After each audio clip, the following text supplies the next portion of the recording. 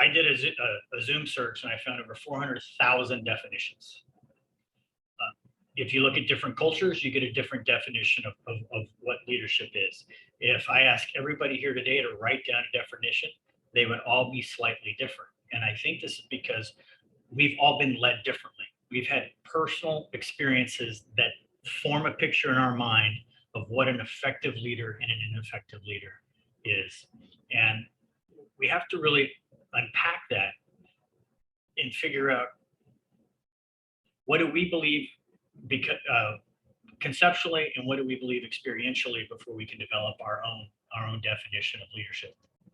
And I'd like to start by doing a real quick activity. I'm going to give you 60 seconds, and I want you to write down in the chat room the most effective behaviors that you've ever seen of a leader. So visualize who's the most effective leader you've ever had. And for me, it would be High Alpha, my big brother, Rob Marty. What did he do? Not characteristics, and I apologize because this says characteristics, but what were his behaviors? What were the behaviors of this person that caused you to want to follow them? And then we'll do the same thing with the negative. But we have to understand what's happened to us so we can figure out what examples are we following. So 60 seconds, please write down as many as you can.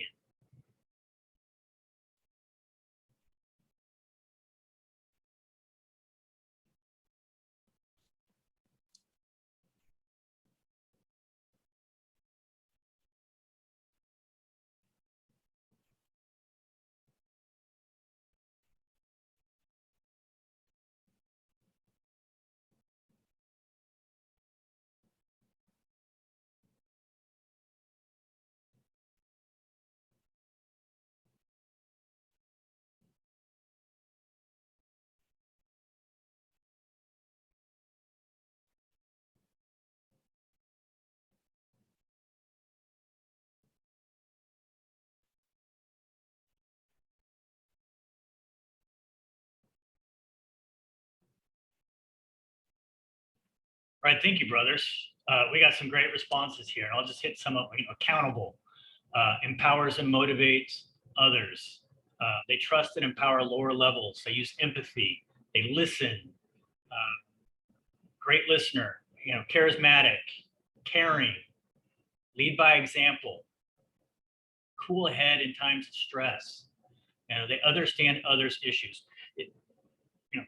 This sounds to me that the experiences that you've had, you have followed a leader that has behaved in a way that put your needs above theirs, and that has caused you to personally attach affection and respect because you knew they cared about you. Remember, my experiences are exactly the same. So it sounds like we share a same view of what positive leadership behaviors are. Now I'm going to shift to negative.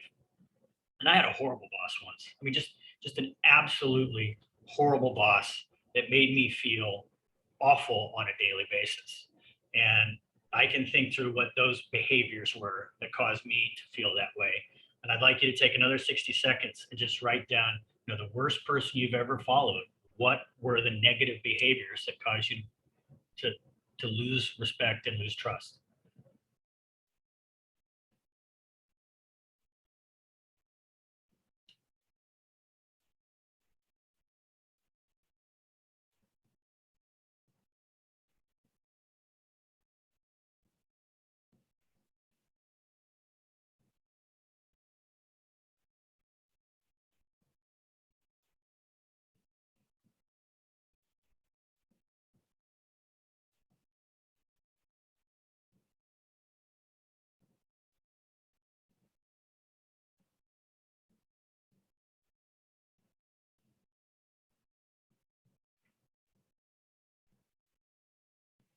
Yeah, brothers, it looks like we had the same boss. Controlling, hyper controlling, did not listen, lack of motivation, egotistic, lack of transparency, irrational, lack of organization, micromanaging, only cared about themselves, impulsive. These behaviors cause you to feel something. A very famous politician one time said, and nobody remembers what you said, but they always remember how you made them feel. And I think this is the my primary understanding of a leader as I've progressed is I tried to use logic initially, and I learned that it was all about emotion. Getting people to feel a certain way causes a behavioral effect more so than getting them to think a certain way. So now that we've thought through how we were well led and how we were led in an ineffective manner, what do we do with that? Well, as I said earlier, I think leadership is very personal. I'm different than you. I have different gifts and graces. I have different experiences. I have a different perspective, but I still have to lead. So I have to figure out how I'm gonna create my own personal definition of leadership so that I can lead the only way I know how.